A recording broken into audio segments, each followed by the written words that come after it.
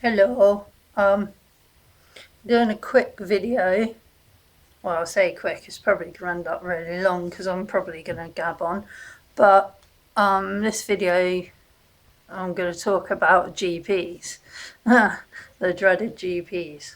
As some of you that watch my videos will know, I've had a lot of trouble with GPs lately. And I've kind of just had all I can take from them, to be honest. Now, it's fair enough that they don't understand my condition because my condition is rare, the Marfan syndrome anyway. That's fine, I understand that. But the least they can do is sit and listen to me and whatnot. But what's been happening lately is before Christmas, like a few months before Christmas, like 2-3 months before, I was diagnosed with the osteoarthritis and fibromyalgia, which I've been going to my doctor for something like 3 to 4 years, saying to him, look, I have all these symptoms. I think I may have something like an autoimmune disorder or arthritis or fibromyalgia or something like that. And he kept adamantly saying, no, you haven't, it's fine, and sort of like treating me like I was a hypochondriac. So me being me, I thought, no, I'm not taking this. I'm just going to go back and keep bugging him until he listens to me, until he does his job. So I did this for 3 years. And finally, I went in one day. Well, I made an appointment, but I couldn't get to the appointment because I was in too much pain. I literally couldn't walk because of the hip pain. So I rang the surgery and said, look, I can't make it in. I'm not well enough. I'm going to have to reschedule. And they said, well, what we can do for you is a telephone appointment with the doctor today. And I said, yes, if you could do that, that would be really helpful. So they did that, but the doctor I spoke to over the phone wasn't my usual GP. It was I think it was one of the doctors from the hospital that I had seen while I was in there having my heart op. He's like a trainee doctor or something, and he's working at the surgery to get experience or something, I guess. But I spoke to him, and he listened to me, and he was like, yes, I understand. He goes, I know what Marfan syndrome is. And then he said to me, have you ever seen a rheumatologist? And I said, no, I haven't seen a rheumatologist at all. And he said, no, that's unusual because Marfan patients usually are under a rheumatologist. And I said, so I should have been under one of them all along, my whole life, because I've had Marfan syndrome my whole life. And he said, yes, because of all your various joint issues due to Marfan. And I explained to him as well that there's a history of osteoarthritis in my family. And he said, yes, okay. He said, right, I'm going to refer you to this rheumatologist, which was brilliant. So I went and saw the rheumatologist, as I said, like 3-4 months before Christmas. And I saw them a year or two ago, but I've been going back and they've been doing all these tests. But they diagnosed me on my last appointment 3-4 months ago, and that was with fibromyalgia and osteoarthritis. Since then, because the rheumatologist gave me some medication to take to help with my arthritis and with my fibromyalgia, and that's naproxen and amitriptyline. She gave me them and she said, go to your doctor. If they work, go to your doctor and ask for them on a repeat prescription. I was like, okay, fine, I'll do that. So I took these pills, they worked really well. They helped my pain, they helped me sleep better at night.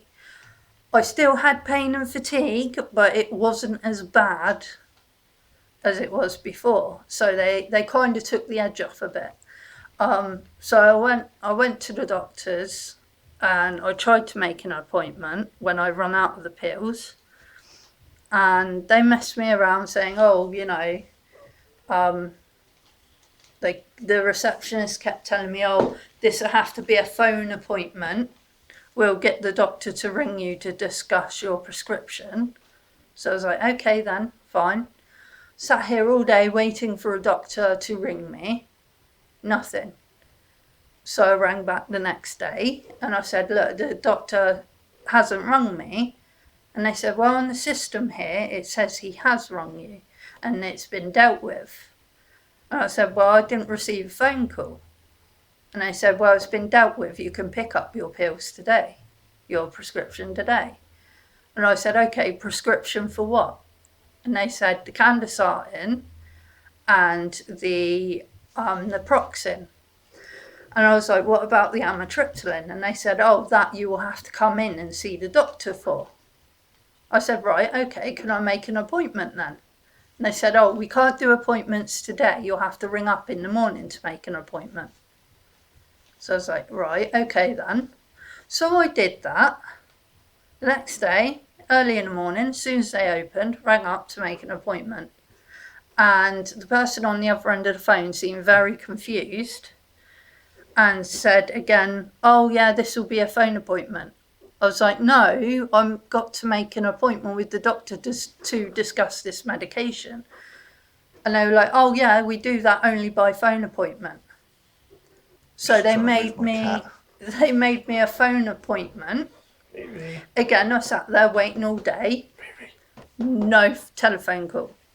So I rang up the doctors again the next day and they said, oh no, it was an in-house appointment and you missed it. I said, no, I was specifically told on the phone that it would be a phone appointment, that the doctor would ring me and discuss the medication over the phone with me. And then they said, oh, well, I can only go by what it says on the system. And I said, okay, so what's happening with this amitriptyline medication then? And they said, oh, it's all sorted. And I was like, so I can pick that up now as well? And they said, yeah, it's all sorted. And everything. And I was like, right, okay. And I was really confused. So I thought, at least I've got the medication now. At least they've sorted that out. So I went and picked it up. Then Christmas came, I started to run out of medication again. So I rang up the doctors again because they hadn't given me the repeat slip. So I could just go and hand it in at the pharmacy and get more pills. And it should have been a repeat. And, you know, so I argued with them on the phone again. And basically they messed me around again, so I ended up again with no medication. So I had to wait over Christmas period with no pain medication. So yesterday, I think it was yesterday, wasn't it? Yesterday you rang up again. Yeah, we rang up. Well, I rang up on your behalf and they said, could you bring a list of Susanna's medication to the surgery so that we may consult the doctor about it. So I wrote a list of her medication. I took it to the doctors and the receptionist, you know, I know it's her job just, you know, to be a receptionist and doesn't know much about the medical field, but the system they have in place there, for want of a better word, is it's confusing, isn't it? They like to confuse you deliberately over the phone. I would say confusing, but it's not necessarily confusing. It's the fact that it's always someone else's job and someone else's fault. Yeah. Like, because I went in there and I said to them about it, and they said, "Oh yeah, the Candesartan is on repeat. So why didn't we get the repeat slip?" Well, that was our fault. But I because noticed we were not given the repeat slip. That was our fault for not our fault It's for their not being job. given it. It's their job to give you the repeat Yeah. slip. Now, Basically. so I said, well, what can we do? We need to talk to the doctor about the medication. We need to have checkups because of the medication she's on. And the lady there just basically looked at me kind of confused, like I was speaking a different language. I might as well have been. And she told me that the Candesartan will be available for collection today, possibly available for collection today. So I have to now ring them at 5 p.m. If not, I'm going to have to go without heart meds because I've only got like Yeah. less than 2 weeks worth Right? left But of them. the repeat from prior to Christmas was for the 12th of January. Right? So for 4 weeks, she was going to be without medication. But luckily, the pharmacist had the right amount to last her until the end of this week. So she would have gone for 3 days without vital medication. Now, the doctor's surgery closes at 6. You know, they will have their own lives. They can go home. It's not going to be open They 24/7. do emergency right? appointments though Yeah. after that. But they said that I have to ring up tomorrow at 8 a.m. in the morning to get an appointment for Monday. Funny. Now, this is where it gets weird. You think, an appointment for Monday at 8 a.m., that's not too bad. Why are you complaining?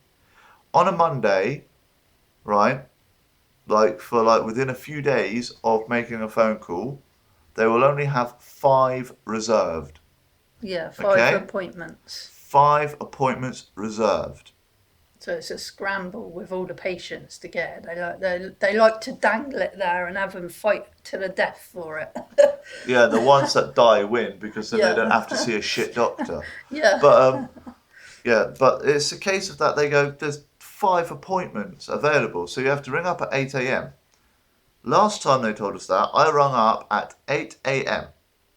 on the dot. Okay, my fault for ringing on the dot. You know, sometimes things are a bit slow. No one answered. The phone lines are currently closed. At 10 past 8, I rung them again. All the appointments have been booked. Ring back tomorrow. And I did then ring back tomorrow again. 5 past 8 this time, and I got through. All the appointments are booked. So within 5 minutes of opening, 5 people have rung in and booked an appointment. Yeah. Bullshit. I'm sorry, it took them 3 minutes it took me 3 minutes on the bloody phone to get through to them. Some days they don't even answer the phone. Yeah. I mean, I've rung up at 8 o'clock in the morning and been sat there till like 9, waiting for them. I'm on hold, waiting for them to answer the phone.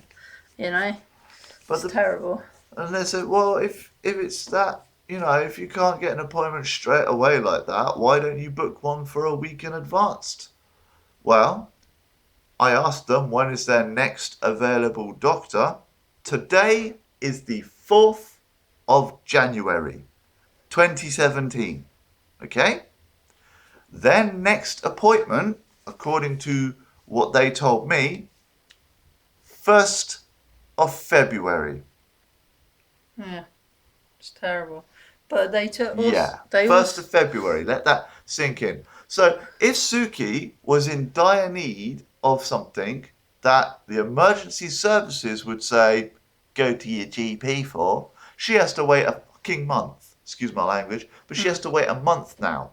So tomorrow, I'm going to have to get up early, which, let's face it, I'm not a morning person as is, right? Yes, I am her carer, but I have insomnia, so I don't sleep very well. So I'll probably stay up all night so that I can ring them tomorrow at 8 a.m. to be told to ring them back tomorrow at 8 a.m. and then keep this process up until I go absolutely start raving mad, walk down there and kill everyone. They told you as well today that my prescriptions, all my repeat prescriptions, apart from your Candesartan, have all been cancelled. As in, it's no longer on repeat, not like you're no longer prescribed it. I don't know why they've done that. You know, exactly. It needs to be on repeat. Now, and they could save all this malarkey if they just put it on repeat and leave it on repeat and give me the repeat slips. Instead, they're messing me around, and every time I speak to them up there, they deliberately confuse me. Another thing as And well. like they'll tell me lies. They'll say, "Oh, it's a phone appointment," when it's not. Yeah. You know, it's an But in-house appointment. Or they'll tell me it's an in-house appointment when it's a phone appointment. So I'm sat at the doctor's in the waiting room waiting for the doctor to call me, and they don't call me. So I go to the desk and say, "Look, I've been here ages. You know, I thought I had an appointment today," and they said, "Yes, you did, but it was a phone appointment." yeah, it's And happened. I'm like, oh. And I come back home, check my phone messages, and the doctor has rung me and left a message saying, "Oh, you know, you won't be able to get another phone appointment because you missed this one," and whatnot. And I'm like, well, that's not my fault. That's your receptionist telling me lies, you know. And the funny thing about it is I went to the receptionist today and I said to them, we need to see a doctor. As in, go into the goddamn doctor's office and talk to a GP. This telephone that I have to ring up at 8 a.m. tomorrow, I can book either a telephone appointment or a face to face appointment, which is seeing the doctor. The thing is they have 10 telephone appointments for the afternoon, but only 5 that you get to see in the morning. So I'm going to have to ring them at 8 a.m. and if I get the appointment for Monday, it's going to be in the morning. Now, let's say, somebody tosses us a freaking bone and some good luck rains down on us, and I manage to get that appointment tomorrow at 8 a.m. for Monday in the morning. Like Suki said, we will turn up and it'll be, oh, sorry, it's a phone appointment. Or, oh, no, it's meant to be a phone appointment. Yeah. Or, the most common one, oh, it's not today, it's next week. See, and the thing is, when I've Ring up asked, tomorrow for another one. when I've asked for appointments before, it's not like I want one there and then. I just ask for an appointment. I don't mind if it's like going to be a week away because all their appointments are fully booked. I don't mind that. Just, I want to arrange an appointment. Sorry about the yawn. And they won't allow me to arrange an appointment. They just keep telling me, "Oh, you have to ring up in the morning." Or I've even been told before, "Oh, sorry, we don't make appointments at this doctor's surgery." And I said, "Well, how have you got patients if you don't make appointments?" And she's like, "Oh, well, they're not appointment patients." And I was like, "But that's the whole point of a doctor's surgery. You make an appointment to see a doctor to get treatment or whatever, you know?" But And if they we just kept insisting, "Oh, no, we don't make appointments. We don't make appointments." So the next time we came There in you there, go. Western Lane Surgery is a doctor's surgery that doesn't make appointments. but when we walked in there and said, okay, we're here to see the doctor, do you have an appointment? You told us the other day you don't make them. Who told you that? You did, you stupid bitch. Please don't be threatening language. Threatening language. But- You've lied to me. You're incompetent in your job. How about I'll take your job? There's some threatening language. But, Tell yeah. you what, I'll climb over that goddamn desk. I'll man the bloody phones. And I'll do a better job than you if I stuck a crayon up my nose and headbutted the desk. Yeah. That's very graphic. They're idiots. I know, but there you go. There you have it. We can like moan all day about these doctors. But we've only got But to it's try. like, I know loads of people out there are having issues with GPs, especially people that have invisible illnesses, chronic illnesses, or rare illnesses. I know it can be very frustrating with GPs and the way they treat us. I mean, just at the moment, all this is going on because I proved my GP wrong.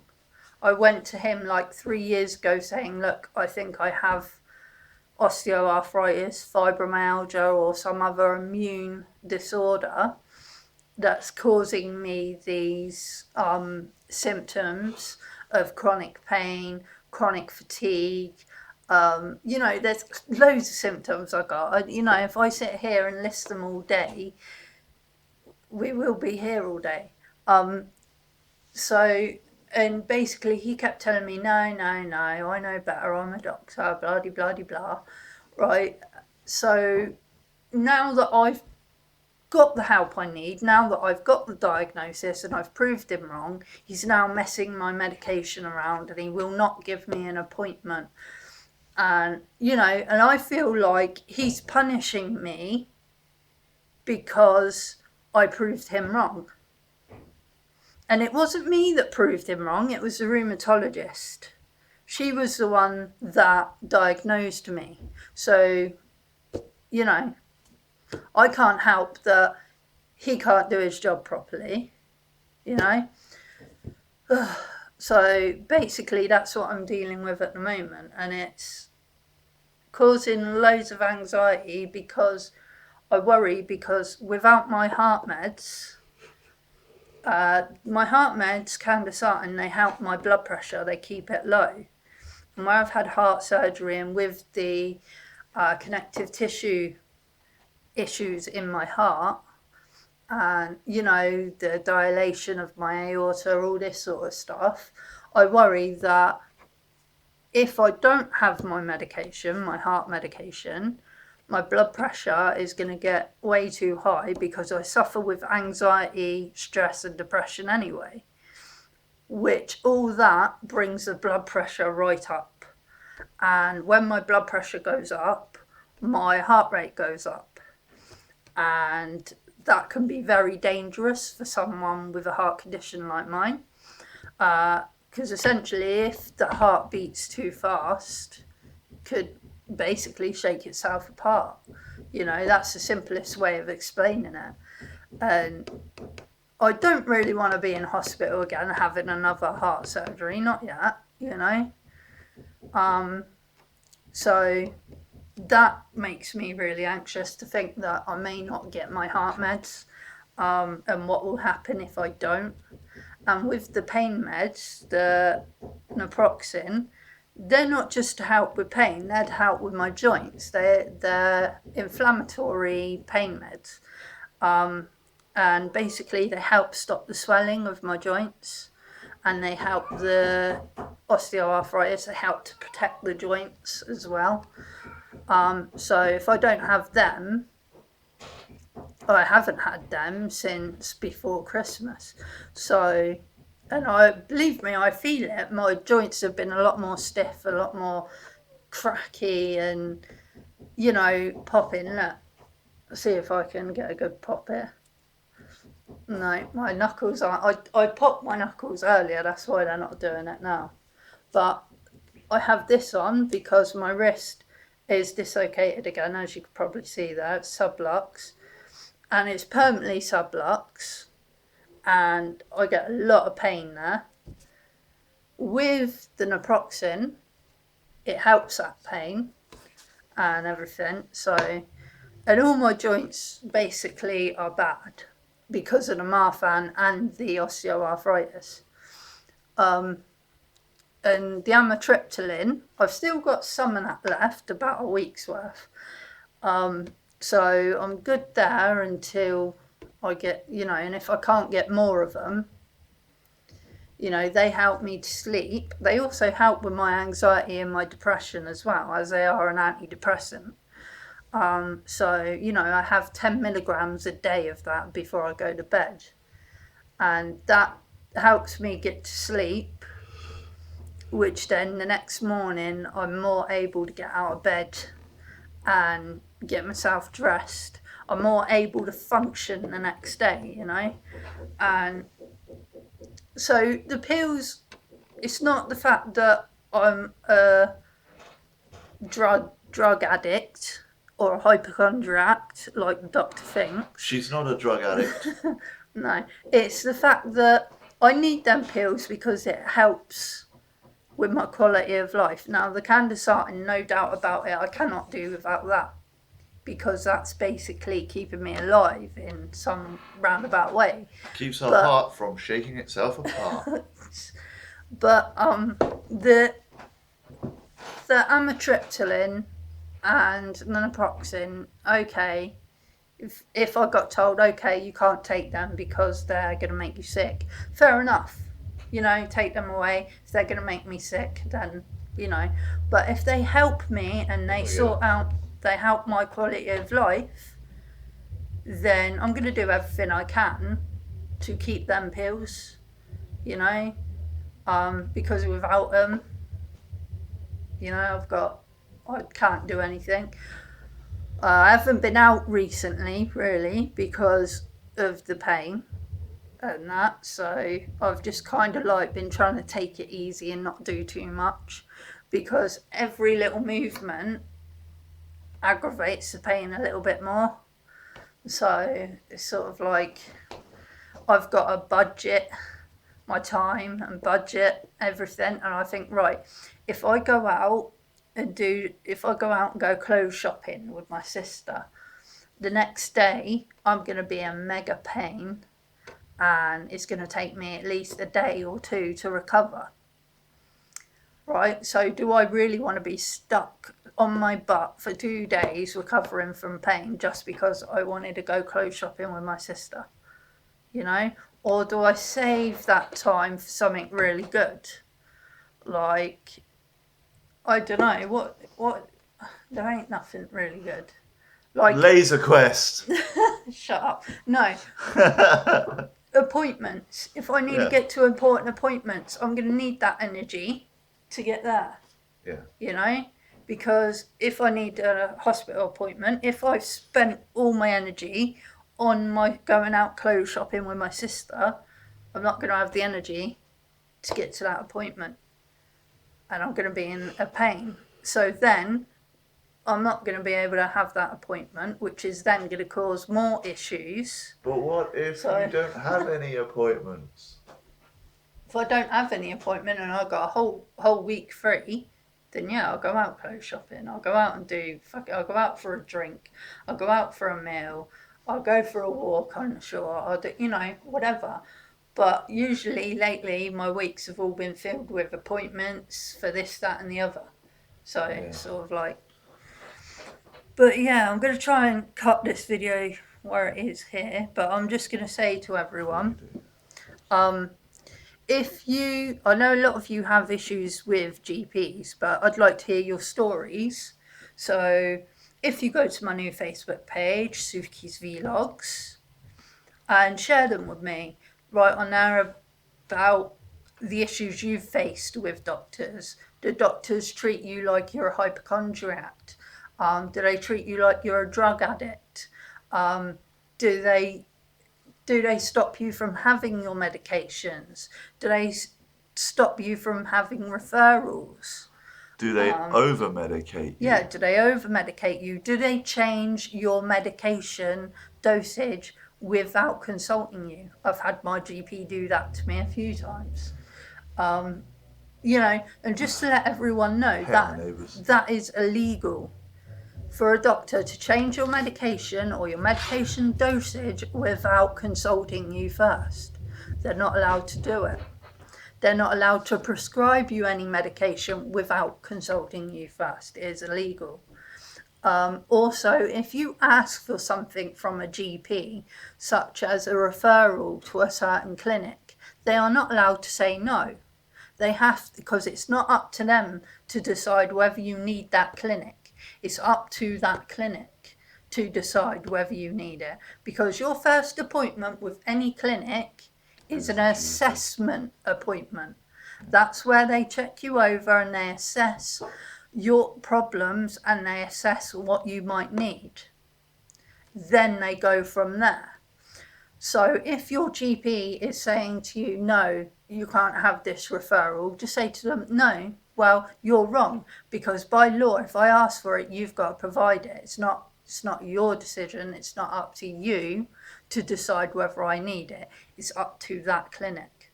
So I thought I'd share that with everyone, because that's some information I've learned over the past couple of months, because I am thinking about taking my GP to court and suing them. So I'm going to be looking into GP law and stuff like that and trying to get some help with that. So I will keep you all updated on that. But do go to my new, as I said, go to my new Facebook page, Suki's Vlogs, and share your stories with me. Let me know about them on there. Yeah. And I think John wants to say something. One last thing is I have as of 2017, opened 2 YouTubes for myself Oh yeah. called Channel AOS, which is just random videos, and then Channel AOS Gaming, which is video games. So check them out, please. And I think that's it. So the only thing we have to say is Suki's catchphrase, which is bye bye, Bye bye. and my one, which is see ya. But yeah, thanks for watching us complain about the GP for the last 30 minutes or more. Anything could happen in the next 30 minutes. But yeah, go check out the new Facebook page. Let me know your stories. And thanks for watching. Bye bye. Bye.